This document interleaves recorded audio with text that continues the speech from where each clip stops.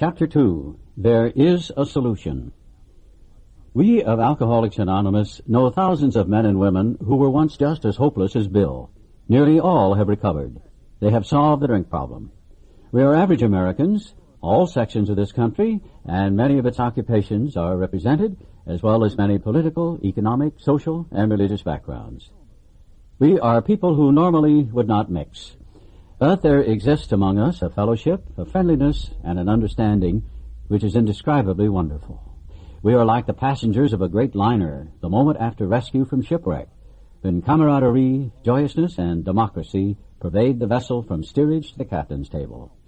Unlike the feelings of the ship's passengers, however, our joy in escape from disaster does not subside as we go our individual ways. The feeling of having shared in a common peril is one element in the powerful cement which binds us, but that in itself would never have held us together as we are now joined. The tremendous fact for every one of us is that we have discovered a common solution. We have a way out on which we can absolutely agree and upon which we can join in brotherly and harmonious action. This is the great news this book carries to those who suffer from alcoholism. An illness of this sort, and we have come to believe it an illness, involves those about us in a way no other human sickness can. If a person has cancer, all are sorry for him, and no one is angry or hurt, but not so with the alcoholic illness, for with it there goes annihilation of all things worthwhile in life. It engulfs all whose lives touch the sufferers. It brings misunderstanding, fierce resentment, financial insecurity, disgusted friends and employers, warped lives of blameless children, sad wives and parents. Anyone can increase the list. We hope this volume will inform and comfort those who are or who may be affected. There are many. Highly competent psychiatrists who have dealt with us have found it sometimes impossible to persuade an alcoholic to discuss his situation without reserve. Strangely enough, wives, parents, and intimate friends usually find us even more unapproachable than do the psychiatrist and the doctor. But the ex-problem drinker who has found the solution, who is properly armed with facts about himself, can generally win the entire confidence of another alcoholic in a few hours. Until such an understanding is reached, little or nothing can be accomplished. That the man who is making the approach has had the same difficulty, that he obviously knows what he's talking about, that his whole deportment shouts at the new prospect that he is a man with a real answer, that he has no attitude of holier than thou, nothing whatever, except the sincere desire to be helpful, that there are no fees to pay, no axes to grind, no people to please, no lectures to be endured. These are the conditions we have found most effective. After such an approach, many take up their beds and walk again. None of us makes a sole vocation of this work, nor do we think its effectiveness would be increased if we did.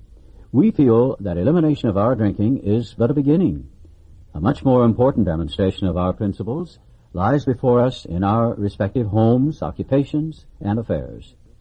All of us spend much of our spare time in the sort of effort which we are going to describe.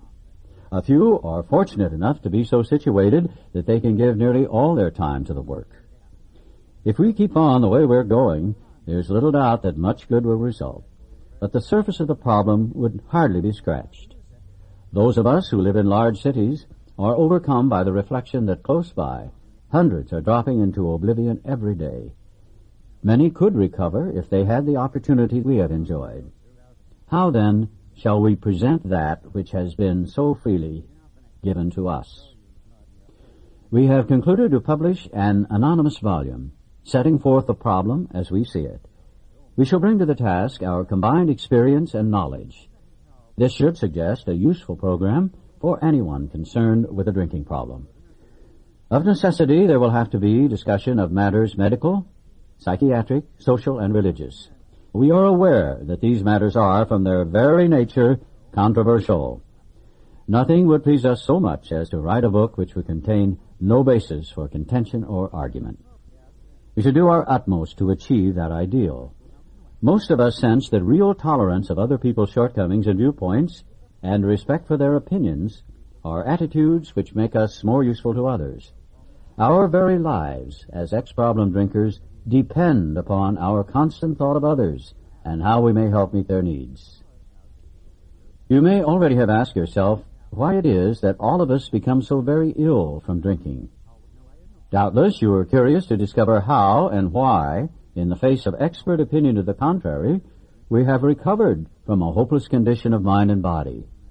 If you are an alcoholic who wants to get over it, you may already be asking, what do I have to do? It is the purpose of this book to answer such questions specifically. We shall tell you what we have done. Before going into a detailed discussion, it may be well to summarize some points as we see them. How many times people have said to us, I can take it or leave it alone. Why can't he? Why don't you drink like a gentleman or quit? That fellow can't handle his liquor. Why don't you try beer and wine? Lay off the hard stuff. His willpower must be weak. He could stop if he wanted to. She's such a sweet girl, I should think he'd stop for her sake. The doctor told him that if he ever drank again, it would kill him. But there he is, all lit up again. Now, these are commonplace observations on drinkers which we hear all the time. Back of them is a world of ignorance and misunderstanding. We see that these expressions refer to people whose reactions are very different from ours. Moderate drinkers have little trouble in giving up liquor entirely if they have good reason for it. They can take it or leave it alone. Then we have a certain type of hard drinker. He may have the habit badly enough to gradually impair him physically and mentally. It may cause him to die a few years before his time. If a sufficiently strong reason, ill health, falling in love, change of environment, or the warning of a doctor becomes operative, this man can also stop or moderate, although he may find it difficult and troublesome and may even need medical attention. But what about the real alcoholic? He may start off as a moderate drinker. He may or may not become a continuous hard drinker, but at some stage of his drinking career, he begins to lose all control of his liquor consumption once he starts to drink. Here is the fellow who's been puzzling you, especially in his lack of control. He does absurd, incredible, tragic things while drinking. He's a real Dr. Jekyll and Mr. Hyde. He is seldom mildly intoxicated. He is always more or less insanely drunk. His disposition while drinking resembles his normal nature but little. He may be one of the finest fellows in the world, yet let him drink for a day, and he frequently becomes disgustingly and even dangerously antisocial. He has a positive genius for getting tired at exactly the wrong moment, particularly when some important decision must be made or engagement kept. He is often perfectly sensible and well-balanced concerning everything except liquor, but in that respect, he is incredibly dishonest and selfish. He often possesses special abilities, skills, and aptitudes, and has a promising career ahead of him. He uses his gifts to build up a bright outlook for his family and himself, and then pulls the structure down on his head by a senseless series of sprees. He is the fellow who goes to bed so intoxicated he ought to sleep the clock around. Yet early next morning, he searches madly for the bottle he misplaced the night before. If he can afford it, he may have liquor concealed all over the house to be certain no one gets his entire supply away from him to throw down the waste pipe. As matters go worse, he begins to use a combination of high-powered sedative and liquor to quiet his nerves so he can go to work. Then comes a day when he simply cannot make it and gets drunk all over again. Perhaps he goes to a doctor who gives him morphine or some sedative with which to taper off. Then he begins to appear at hospitals and sanitariums. This is by no means a comprehensive picture of the true alcoholic, as our behavior patterns vary. But this description should identify him roughly. Why does he behave like this? If hundreds of experiences have shown him that one drink means another debacle, with all its attendant suffering and humiliation, why is it he takes that one drink? Why can't he stay on the water wagon? What has become of the common sense and willpower that he still sometimes displays with respect to other matters? Perhaps there never will be a full answer to these questions. Opinions vary considerably as to why the alcoholic reacts differently from normal people. We are not sure why, once a certain point is reached, little can be done for him. We cannot answer the riddle. We know that while the alcoholic keeps away from drink, as he may do for months or years, he reacts much like other men. We are equally positive that once he takes any alcohol whatever into his system, something happens, both in the bodily and mental sense, which makes it virtually impossible for him to stop. The experience of any alcoholic will abundantly confirm this. These observations would be academic and pointless if our friend never took the first drink, thereby setting the terrible cycle in motion. Therefore, the main problem of the alcoholic centers in his mind rather than in his body.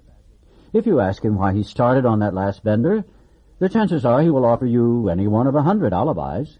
Sometimes these excuses have a certain plausibility, but none of them really make sense in the light of the havoc an alcoholic's drinking bout creates. They sound like the philosophy of the man who, having a headache, beats himself on the head with a hammer so that he can't feel the ache. If you draw this fallacious reasoning to the attention of an alcoholic, he'll laugh it off or become irritated and refuse to talk. Once in a while, he may tell the truth. And the truth, strange to say, is usually that he has no more idea why he took that first drink than you have. Some drinkers have excuses with which they are satisfied part of the time, but in their hearts they really do not know why they do it.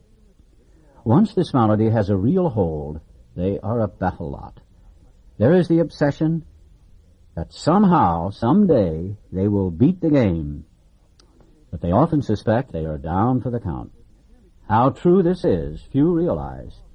In a vague way, their families and friends sense that these drinkers are abnormal, but everybody hopefully awaits the day when the sufferer will rouse himself from his lethargy and assert his power of will. The tragic truth is that if the man be a real alcoholic, the happy day may not arrive. He has lost control. At a certain point in the drinking of every alcoholic, he passes into a state where the most powerful desire to stop drinking is of absolutely no avail. This tragic situation has already arrived in practically every case long before it is suspected. The fact is that most alcoholics, for reasons yet obscure, have lost the power of choice in drink. Our so-called willpower becomes practically non-existent. We are unable at certain times to bring into our consciousness with sufficient force the memory of the suffering and humiliation of even a week or a month ago. We are without defense against the first drink. The almost certain consequences that follow taking even a glass of beer do not crowd into the mind to deter us. If these thoughts occur, they are hazy and readily supplanted with the old threadbare idea that this time we shall handle ourselves like other people. There is a complete failure of the kind of defense that keeps one from putting his hand on a hot stove. The alcoholic may say to himself in the most casual way, "It won't burn me this time, so here's how." Or perhaps he doesn't think at all. How often have some of us begun to drink in this nonchalant way, and after the third or fourth, pounded on the bar and said to ourselves, "For God's sake, how did I ever get started again?" Only to have that thought supplanted by, "Well, I'll stop with the sixth drink," or "What's the use anyhow?" When this sort of thinking is fully established in an individual with alcoholic tendencies, he has probably placed himself beyond human aid, and unless locked up, may die or go permanently insane. These stark and ugly facts have been confirmed by legions of alcoholics throughout history. But for the grace of God, there would have been thousands more convincing demonstrations. So many want to stop, but cannot.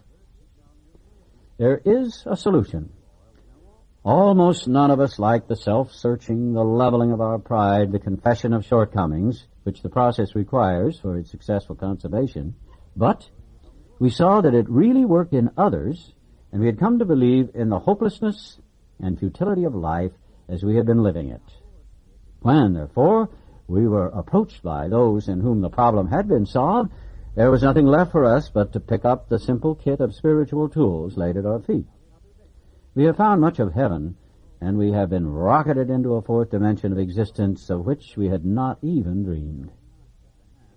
The great fact is just this, and nothing less, that we have had deep and effective spiritual experiences which have revolutionized our whole attitude toward life, toward our fellows, and toward God's universe. The central fact of our lives today is the absolute certainty that our Creator has entered into our hearts and lives in a way which is indeed miraculous. He has commenced to accomplish those things for us which we could never do by ourselves. If you are as seriously alcoholic as we were, we believe there is no middle-of-the-road solution. We were in a position where life was becoming impossible, and if we had passed into the region from which there is no return through human aid, we had but two alternatives. One was to go on to the bitter end, blotting out the consciousness of our intolerable situation as best we could, and the other, to accept spiritual help. This we did because we honestly wanted to, and were willing to make the effort. A certain American businessman had ability, good sense, and high character. For years he had floundered from one sanitarium to another. He had consulted the best-known American psychiatrists. Then he had gone to Europe, placing himself in the care of a celebrated physician, the psychiatrist Dr. Jung, who prescribed for him. Though experience had made him skeptical, he finished his treatment with unusual confidence. His physical and mental condition were unusually good. Above all, he believed he had acquired such a profound knowledge of the inner workings of his mind and its hidden springs that relapse was unthinkable. Nevertheless, he was drunk in a short time. More baffling still, he could give himself no satisfactory explanation for his fall. So he returned to this doctor, whom he admired, and asked him point blank why he could not recover. He wished above all things to regain self-control. He seemed quite rational and well-balanced with respect to other problems, yet he had no control whatever over alcohol. Why was this? He begged the doctor to tell him the whole truth, and he got it. In the doctor's judgment, he was utterly hopeless. He could never regain his position in society, and he would have to place himself under lock and key or hire a bodyguard if he expected to live long. That was a great physician's opinion. But this man still lives and is a free man. He does not need a bodyguard, nor is he confined. He can go anywhere on this earth where other free men may go without disaster, provided he remains willing to maintain a certain simple attitude. Some of our alcoholic readers may think they can do without spiritual help. Let us tell you the rest of the conversation our friend had with his doctor. The doctor said, "You have the mind of a chronic alcoholic. I have never seen one single case recover where that state of mind existed to the extent that it does in you." Our friend felt as though the gates of hell had closed on him with a clang. He said to the doctor, "Is there no exception?" "Yes," replied the doctor, "there is. Exceptions to cases such as yours have been occurring since early times. Here and there, once in a while, alcoholics have had what are called vital spiritual experiences. To me, these occurrences are phenomena. They appear to be in the nature of huge emotional displacements and rearrangements. Ideas, emotions, and attitudes, which were once the guiding forces of the lives of these men, are suddenly cast to one side, and a completely new set of conceptions and motives begin to dominate them. In fact, I have been trying to produce some such emotional rearrangement within you. With many individuals, the methods which I employed are successful, but I have never been successful with an alcoholic of your description." Upon hearing this, our friend was somewhat relieved, for he reflected that, after all, he was a good church member. This hope, however, was destroyed by the doctor's telling him that while his religious convictions were very good, in his case they did not spell the necessary vital spiritual experience. Here was the terrible dilemma in which our friend found himself. When he had the extraordinary experience which, as we have already told you, made him a free man. We, in our turn, sought the same escape with all the desperation of drowning men. What seemed at first a flimsy reed has proved to be the loving and powerful hand of God. A new life has been given us, or, if you prefer, a design for living that really works. The distinguished American psychologist William James, in his book Varieties of Religious Experience, indicates a multitude of ways in which men have discovered God. We have no desire to convince anyone that there is only one way by which faith can be acquired. If what we have learned and felt and seen means anything at all, it means that all of us, whatever our race, creed, or color, are the children of a living Creator with whom we may form a relationship upon simple and understandable terms as soon as we are willing and honest enough to try. Those having religious affiliations will find here nothing disturbing to their beliefs or ceremonies. There is no friction among us over such matters. We think it no concern of ours what religious bodies our members identify themselves with as individuals. This should be an entirely personal affair, which each one decides for himself in the light of past associations or his present choice. Not all of us join religious bodies, but most of us favor such memberships. In the following chapter, there appears an explanation of alcoholism as we understand it, then a chapter addressed to the agnostic. Many who once were in this class are now among our members. Surprisingly enough, we find such convictions no great obstacles to a spiritual experience. Further on, clear-cut directions are given showing how we recovered. These are followed by 42 personal experiences. Each individual in the personal stories describes in his own language and from his own point of view the way he established his relationship with God. These give a fair cross-section of our membership and a clear-cut idea of what has actually happened in their lives. We hope no one will consider these self-revealing accounts in bad taste. Our hope is that many alcoholic men and women desperately in need will see these pages, and we believe that it is only by fully disclosing ourselves and our problems that they will be persuaded to say, yes, I'm one of them too. I must have this thing.